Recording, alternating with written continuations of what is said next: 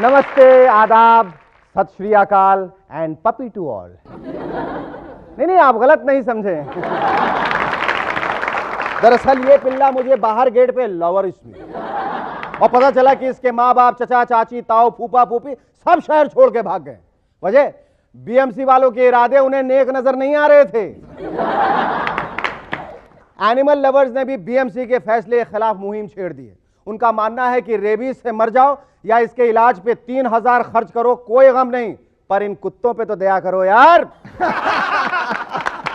चलिए, in animal lovers तक तो ठीक है, मगर किसी दिन रोडेंट लवर्स और इंसेक्ट लवर्स ना उठ खड़े हो ये नारे लगाने, कॉकरोच मारने से पहले जरा सोच, चूहा इसकी लंबी उम्र की करो दुआ, मच्छर मक्खी हमारे हैं सखा सखी। बहरहाल, इस मासूम को मेनका जी के यहां डिस्पैच करने से पहले कुछ हेडलाइंस देता चलो। दिवाली पे पॉलिटिशियंस विदेश निकलने की तैयारी में। अब लक्ष्मी पूजन तो स्विस बैंकों में ही संभव है ना। लक्ष्मी मैया अब यहां की निवासी कहां रही, वो तो अप्रवासी भारतीय हो गई। एनआरआई। जापान में घटती आबादी पे चिंता, हिंदुस्तान के लिए एक्सपोर्ट करने का सुनहरा मौका। दिवाली पे आतिशबाजी नहीं, और मई में पोखरान के धमाकों के बाद हमारे पास भला बचा ही क्या। अच्छा लगा बच्चे? अरे ये तो सो गया। ये हमारा मूवर्स एंड शेकर्स भी कमाल का शो है। इंसान तो इंसान, कुत्ते तक सो जाते हैं। Our guests tonight are the charismatic actor Tom Alter and the dynamic singer Jaspinder Narula. इसकी तरफ से bye bye, but I'll be back in your favorite program M&S. But before that, give a big hand for Shari and his rubber band. Yeah, puppy. Woo! Welcome back to M&S once again. दोस्तों, movers and shakers पे दुआएं खुदा की, मर्ज बढ़ता गया ज्यों ज्यों दबा की। आओ। इसीलिए तो अब हमें आपको एक हफ्ते में 3 खुराक देनी पड़ रही है, हर मंडे, वेडनेसडे और फ्राइडे को। Laughter is the best medicine भाई, क्या करें। इसीलिए कई शहरों में लाफिंग क्लब्स खुल गए हैं, जहां सुबह सुबह लोग हंसते हैं और आसपास के देर तक सोने वाले रोते हैं। क्या आप बता सकते हैं what is the difference between a laughing club and movers and shakers? What? Laughing club में लोग बिना बात में हंसते हैं, और मूवर्स एंड शेकर्स में लोग बात बात में हंसते हैं। Touch wood. आज एडवर्टाइजिंग ने हमारे समाज के ऊपर काफी असर दिखाना शुरू कर दिया।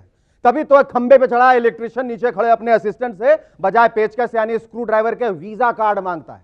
ये पकिया, जरा वीजा कार्ड ऊपर फेंक, कनेक्शन लूज हो गया, टाइट करना। अब वो दिन दूर नहीं जब कॉलेज में लेक्चर्स पढ़ाते पढ़ाते लेक्चरर अचानक रुक जाएंगे, बोलेंगे अब एक छोटा सा कमर्शियल ब्रेक। बच्चों, अगर इस सब्जेक्ट में तीर चलाने हो तो तुरंत ज्वाइन कीजिए मेरी प्राइवेट ट्यूशंस। वाजिब दाम में कम पढ़ाई से ही बेहतरीन नंबरों में पास होने की पूरी गारंटी। सीट्स कम है, जल्दी कीजिए। बस में कंडक्टर थोड़ी थोड़ी देर के बाद यात्रियों को सूचित करता नजर आएगा। जुहू से बैंड्रा तक की इस यात्रा के प्रायोजक हैं रबर वाटिका तेल, मार्ले जी और मेस्ले। जिस तेजी से क्रिकेटर्स अब मॉडल्स बनते जा रहे हैं, ऐसे में अब क्रिकेट के मैदान में ड्रिंक्स वाले कम नजर आएंगे और बॉयज ज्यादा नजर आएंगे। कंघी और आईना लिए हैं। हर ओवर से पहले टचअप जरूरी होगा। दिखा यार ठीक से।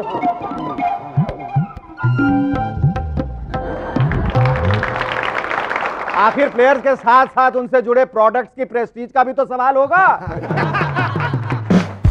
अब जल्दी अंपायर के हाथ में क्लैप बोर्ड भी थमा दिया जाएगा। उधर बॉलर बॉलिंग के लिए तैयार और इधर हमारा अंपायर क्लैप के लिए तैयार। 16/2 टेक 1 यानी 16 रन पे 2 आउट और ओवर की पहली गेंद। मैच बुरी तरह हार जाने के बाद स्टेडियम में आवाज गूंजेगी, करारी हार के आंसू कैस्पर नैपकिन से पोंछे, बहते आंसू ज्यादा सो के घंटों देर तक। अब तो हारने का पता ही नहीं चलता। सौरव गांगुली को आंसू पोंछता देख जडेजा कहेंगे, ए सौरव तू भी यहाँ। जरूरत सभी की कैस्पर नैपकिन। अब जरा इमेजिन कीजिए चॉकलेट की नई एडवर्टीजमेंट जिसमें प्रमोद महाजन साहब जयललिता जी के लिए ये गाते दिखेंगे, Cadbury a gift not for any Tom Dick and Sherry. Forget Tom Dick and Sherry, hurry जल्दी कीजिए, ढूंढिए उस आदमी को जिसकी तलाश सभी को है। नमस्ते, my name is doctor Jhunjhunwala और आज मैं आपको बताने जा रहा हूं कि एक सक्सेसफुल डॉक्टर कैसे बना जाता है। लगता है बकरा आ गया, पेशेंट आ गया है। क्या मांगता है? डॉक्टर साहब को बुलाओ। मैं तुमको बुच्चर दिखता हूँ? बुच्चर गधेरा। मैं डॉक्टर झुनझुनवाला हूँ, MBBS, MD, ED, ESPN। लगता है मेरे डिग्री से इंप्रेस हो गया है। ENT, TNT, skin, VD, sex, CD, DVD and LD specialist. बोलो क्या मांगता है? डॉक्टर साहब मेरा एक्सरे। आंखों से तूने ये क्या कह दिया? ओ माय गॉड, तुम्हारे तो ब्रेन में ह्यूमर बाबा ट्यूमर है। डॉक्टर साहब एक्सरे उल्टा है। यू आर राइट, तुम्हारे पेट में ट्यूमर है। दोनों इतना जारिया है ना। एक काम करो, ये सारी दवाई खा लो, जाओ। ये सब डॉक्टर, उससे फायदा? गधेरा, तुमको फायदा हो ना हो, मेरे को फायदा होगा ने। केमिस्ट मेरे को 15% कमीशन देता है। कौन सी दवाई काम करे कोई भरोसा नहीं। सब खा लेना दिन में 38 बार, 38 टाइम्स। और डॉक्टर इसको खाने के बाद क्या खाने का? इतनी सारी दवाई खरीदने के बाद तुम्हारे पास खाना खरीदने का पैसा बचेगा क्या? और इतनी सारी दवाई पेट में घुसाने के बाद और खाना किधर घुसाएगा? कौन से कोने कोपचे में जा दिया? डॉक्टर साहब आपकी फीस? 500 रुपये। हार्ट अटैक आया, 200 एक्स्ट्रा। मर गया गधेरा, 300 एक्स्ट्रा। पिछले महीने महाराष्ट्र में गणेशोत्सव धूमधाम से संपन्न हुआ। हजारों मूर्तियां घर में पूजन के लिए स्थापित की गईं और फिर उन्हें विसर्जित किया गया। ऐसे ही सरकार को सहयोगी पार्टियों ने पार्लियामेंट में स्थापित किया है। अब रही बात इसके विसर्जन की, तो कहना मुश्किल है वो विसर्जन कब होगा और कैसे होगा।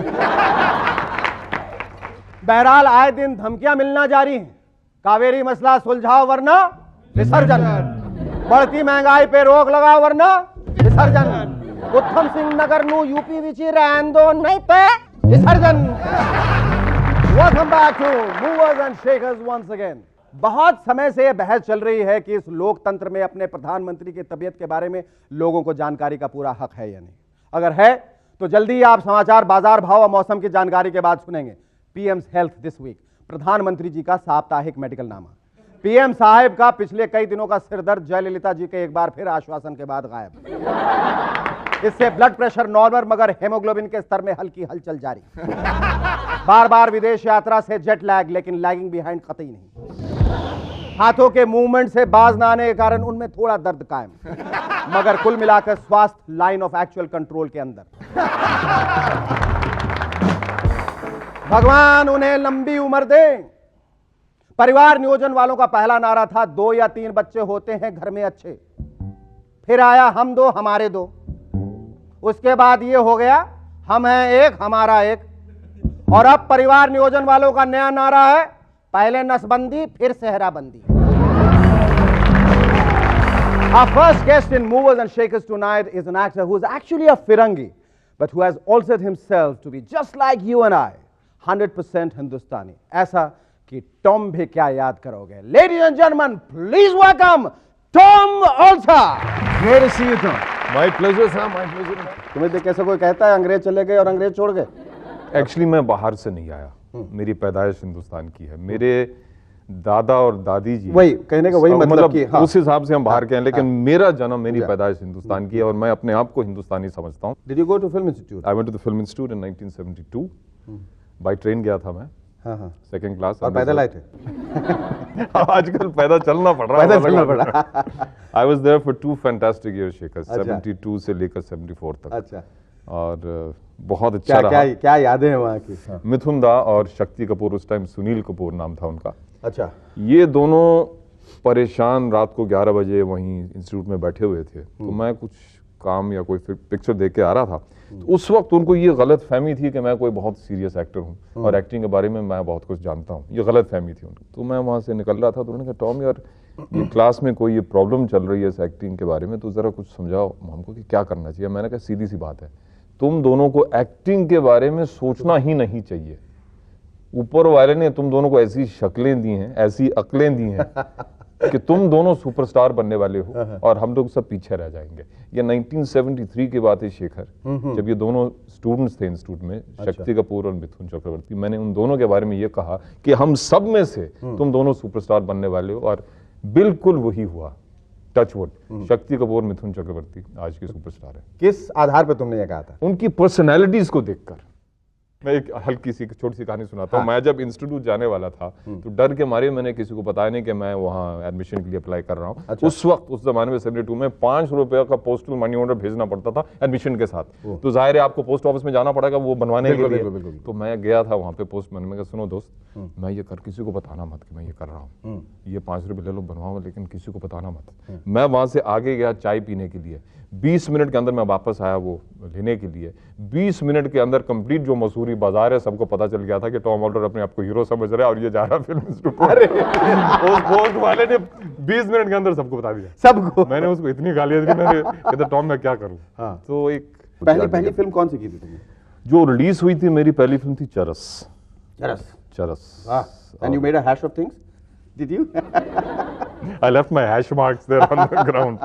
No, in fact, नाम था चरस। मैं एक उसमें जो मैंने रोल किया था, that was एक इंटरपोल इंस्पेक्टर का रोल किया। तो मैं एक्चुअली हैश के खिलाफ था, या हैश की तलाश में था वो पकड़ने के लिए। It was a lovely experience. Ramanand Sagar directed it. अच्छा।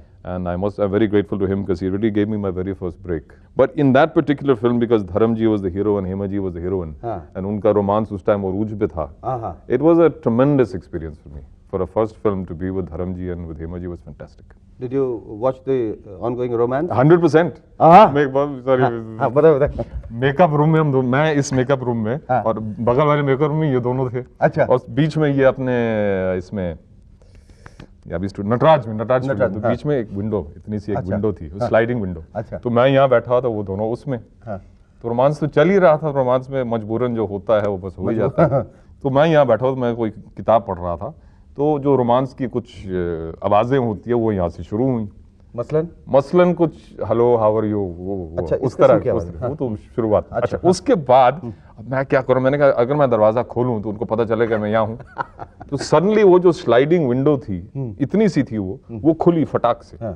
और ये धर्मजी और ये दोनों हेमा, ये दोनों मुझको यूं देख रहे झांक के। मुझे लगा सिर्फ धर्मजी खोलेगा, बोलेंगे कुत्ते, वो बोलने की जरूरत नहीं, मैं वहां से भाग गया। नटराज स्टूडियो। अच्छा।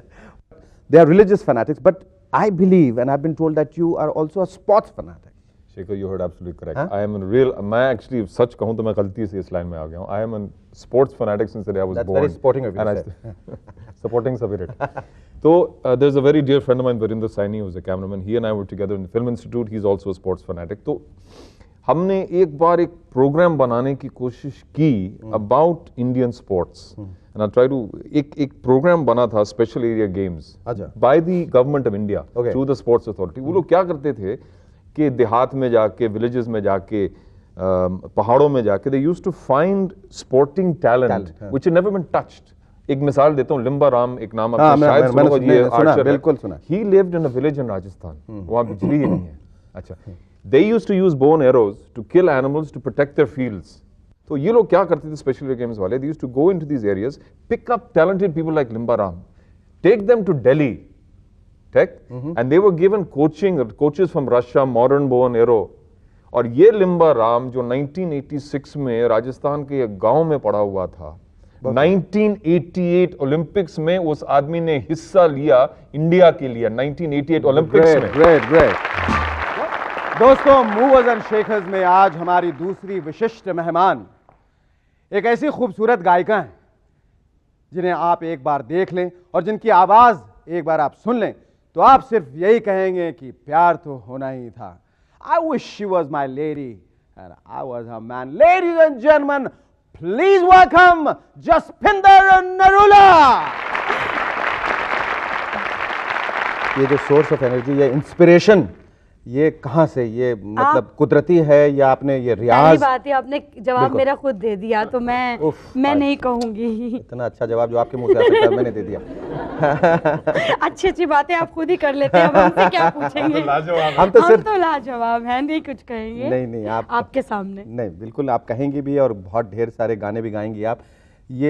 आपका सफर कहाँ से शुरू हुआ, कैसे? Have you been in India right from the beginning? Oh yes, अच्छा। Very much, I am very much from India. हम आपको देखते रहे हैं टीवी पर, बहुत सीरियल्स में देखते रहे हैं, बचपन से देखते रहे हैं, वो कबूतर तोते उड़ाते हुए जी हाँ, आपको। जी हाँ, जी हाँ। तो ऐसा ये मुझसे कुछ पूछ नहीं रहे थे कि आपकी जवानी का क्या राज है। मैंने कोने में आया कहा मैं जवानी का राज ये है कि मैं वाकई जवान हूँ।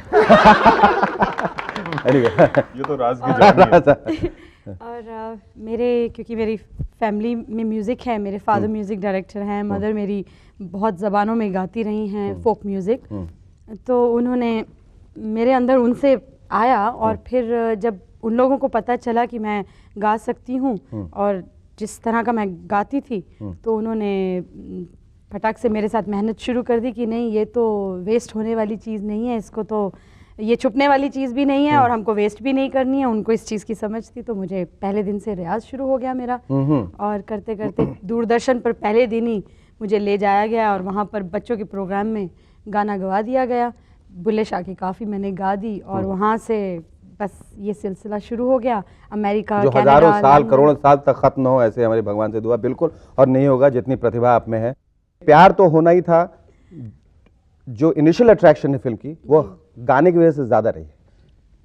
ये कहाँ तक सही? बहुत घबरा रही थी कि मैं थिएटर जाऊं कि ना जाऊं देखने, तो मुझे अजय वगैरह ने कहा कि नहीं हम लोग सब गए हैं देखने, देख के आए हैं थिएटर पे, तो आपको भी जाना चाहिए। तो मैंने बोला ठीक है मैं भी जाती हूँ देखने। तो मैं देखने गई और मैंने बड़े दुपट्टे को किया हुआ था, फिर भी लोगों ने पहचान लिया और सब इंटरवल में सब पीछे मुड़ मुड़ के देख रहे थे। तो बोले कि फिर कई लोगों ने बड़ी हिम्मत करके मुझसे कहा कि हम आपका गाना सुनने आए थे और वो तो मिस हो गया। तो मुझे अच्छा लगा, बिल्कुल, हाँ। लेकिन मैंने कहा कि मैं भी अपनी पहली फिल्म जब देखने गया था तो मुझे लोगों ने कहा ये देखो कपड़े वपड़े फाड़ते हैं, मुंह दिखा। मैं सूट उट से मुंह छिपा के बैठा था, इंटरवल में आवाज आई वैसे ही ज्यादा अच्छे लगते हो।